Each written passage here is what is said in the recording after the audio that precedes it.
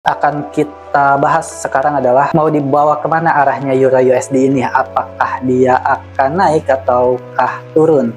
Karena pada saat seperti ini, kondisi sideways seperti ini, saya secara pribadi ya bilang ini tidak aman untuk ditradingkan.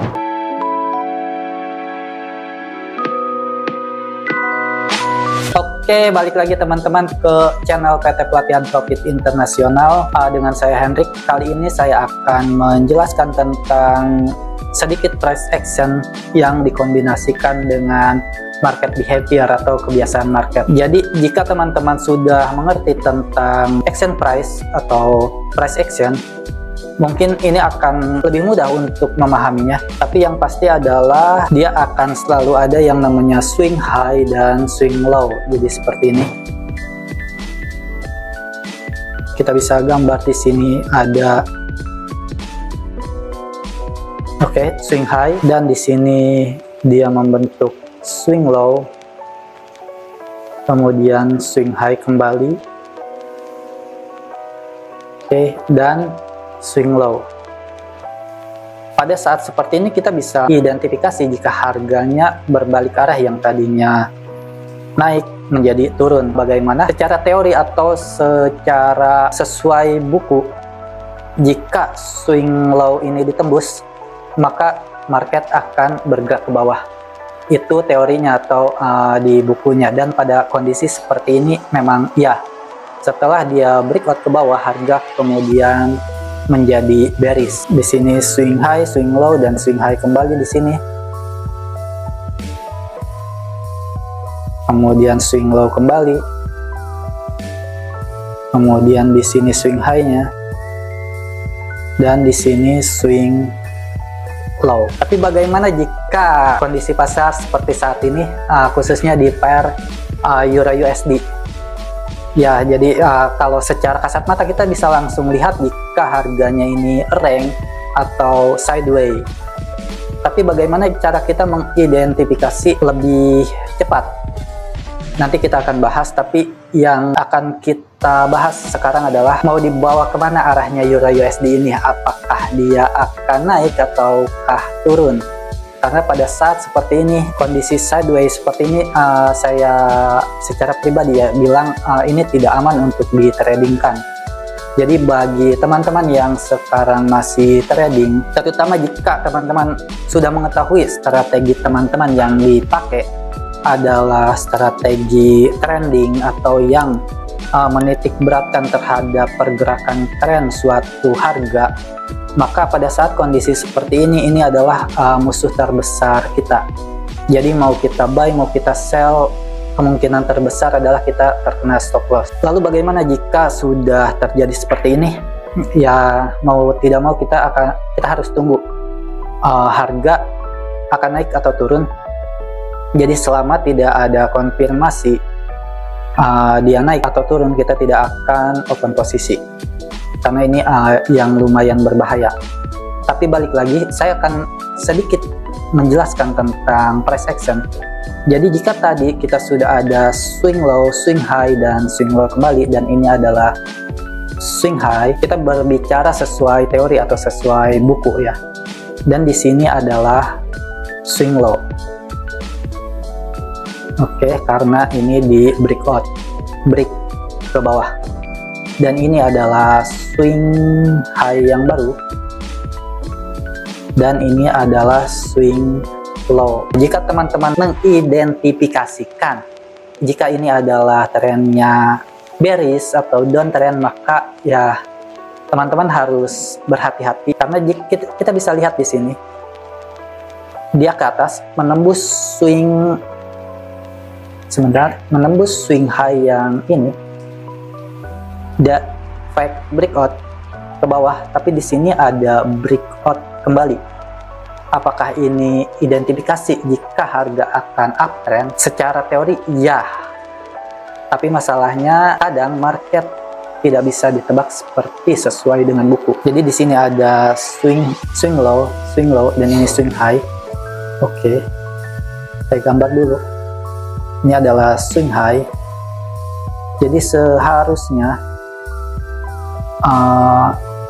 resisten yang harus ditembus adalah di sini, dan ini sudah tembus. Sesuai buku ini adalah reversal untuk harga Euro USD untuk naik ke atas, tapi secara teori. Tapi menurut saya ini belum bisa dikatakan reversal ke atas, karena saya bukan hanya melihat secara price action, tapi juga market behavior atau kebiasaan dari pasar, terutama si Euro USD ini. Jadi untuk dia bisa reversal atau berbalik arah dari uptrend menjadi downtrend, maka harus ada jarak di antara swing low yang ini ke swing low yang baru. Itu harus ada jarak minimal 30 sampai 40 pips. Jika terlalu dekat ini seperti ini, misalkan di sini sudah di breakout, tapi ini adalah swing high yang baru. Saya beri. Oke, kita ukur berapa pips jarak dari swing high yang ini yang di breakout dengan swing high yang baru setelah dia breakout. Ini hanya sekitar 13 pips. Jadi itu masih terlalu rendah untuk bisa kita katakan jika trennya sudah reversal. Karena sesuai dengan kebiasaan pasar, atau mungkin kita istilahnya menyebut orang-orang yang menggerakkan pasar itu, dia butuh yang namanya liquidity. Jadi untuk bisa membeli di harga ini, harga support 1.069, maka dia butuh orang lain atau institusi lain yang melakukan selling atau sell di sini. Jadi jika target dia adalah, atau target si institusi atau banker kita menyebutnya, dia beli di 1.069 ini atau sekitar 1.7 kita bulatkan, karena itu adalah level double zero.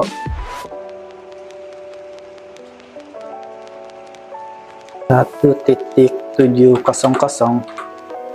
Oke, jadi jika kita asumsikan banker atau pihak institusi ingin membeli Euro USD di level 1.07 ini, maka dia akan menciptakan yang namanya opportunity untuk kita melakukan sell.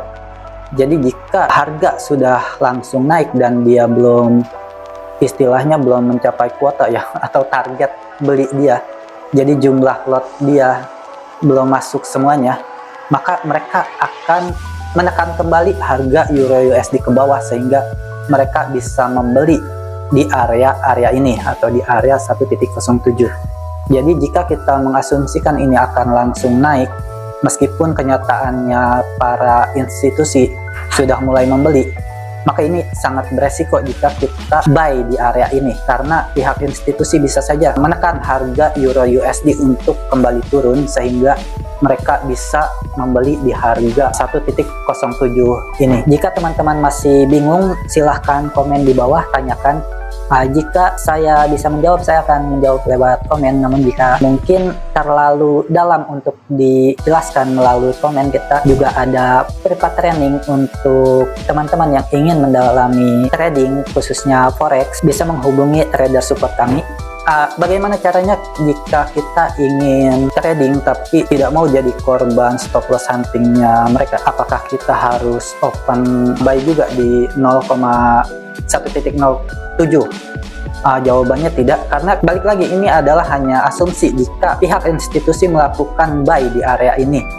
Jadi ada kemungkinan juga mereka tidak melakukan buy di area ini. Jadi ada kemungkinan jika harga naik ke atas hanya karena mereka taking profit, posisi sell mereka yang dari atas. Jadi yang kita lakukan adalah kita menunggu untuk adanya breakout yang cukup tinggi atau cukup jauh. Oke, jadi seperti ini. Ini adalah breakout, ini swing low ke swing low kita ukur. Kita bisa lihat ini adalah 81 pips. Jadi sudah bisa dipastikan jika pihak institusi ini sudah mulai menjual di area ini, sehingga harganya langsung turun 81 pips dari swing low sebelumnya ke swing low yang baru ini. Dan pada saat sekarang di sini masih belum ada breakout yang cukup signifikan. Jadi jika kita ukur di sini breakout hanya sebesar 14 pips dan ke bawah juga ini 16 pips, masih terlalu pendek untuk kita mengidentifikasikan jika harga akan naik atau harga akan turun.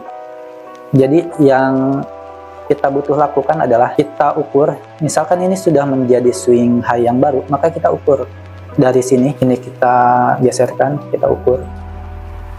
Kita butuh sekitar 30-40 pips dari sini, baru bisa kita identifikasikan jika si pihak institusi sudah mendapatkan jatah buy mereka atau jatah beli mereka, sehingga mereka akan melepas harga ini supaya naik.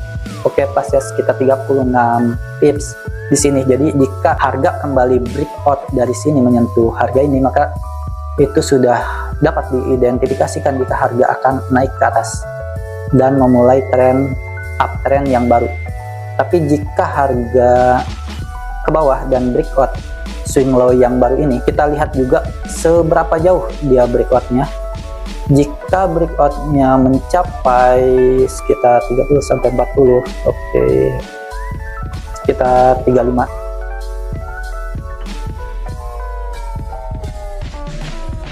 Oke, sekitar 35 pips ke bawah dari area swing low yang ini, tanpa dia membuat swing low yang baru.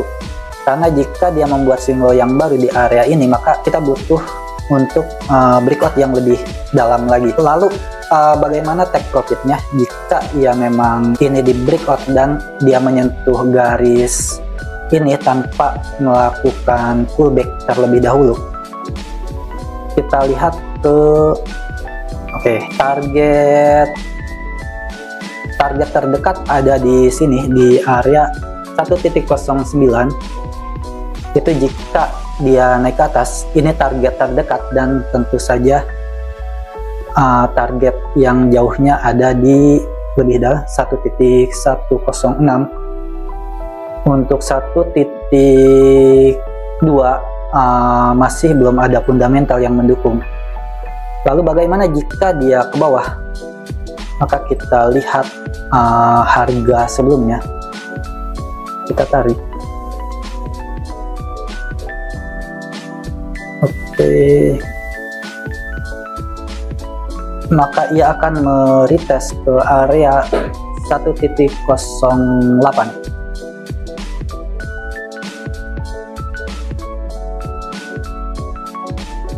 Kita lihat ini 1.08 di atas. Kita lihat yang paling dalam. Oke, di sini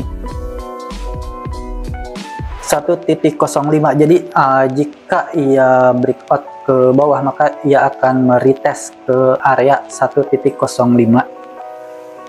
Ini adalah analisa saya untuk hari ini ya, hari Senin tanggal 11 September 2023. Jadi kita bisa lihat nanti arah si Euro USD ini akan kemana. Jadi dengan catatan jika dia breakout ini menyentuh garis atas tanpa melakukan pullback terlebih dahulu, atau dia ke bawah breakout swing low yang ini tanpa melakukan pullback ke atas terlebih dahulu dan menyentuh garis biru ya, garis biru yang ini, maka dia akan terus ke bawah untuk meretest 1.05. Tapi jika dia ke atas, maka dia target terdekatnya adalah 1.09.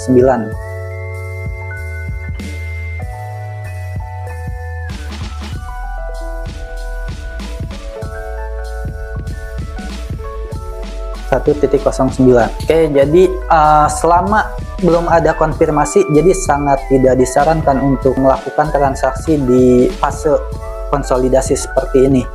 Karena kita tidak tahu bank itu sedang mengumpulkan buy atau mengumpulkan sell. Jadi lebih baik kita tunggu, kita lihat pergerakan yang signifikan dari pair Euro USD ini. Jadi jika ada pergerakan yang cukup signifikan, itu adalah tanda jika bank sudah selesai melakukan akumulasi atau melakukan distribusi dan mereka akan merilis harganya atau melepaskan harganya, sehingga harga akan kembali bergerak baik itu ke atas atau ke bawah. Yang kita butuhkan adalah menunggu. Tapi beda lagi untuk scalping atau day trader ya. Jadi ini khusus untuk swing atau intraday yang ingin menargetkan jumlah pips yang cukup banyak.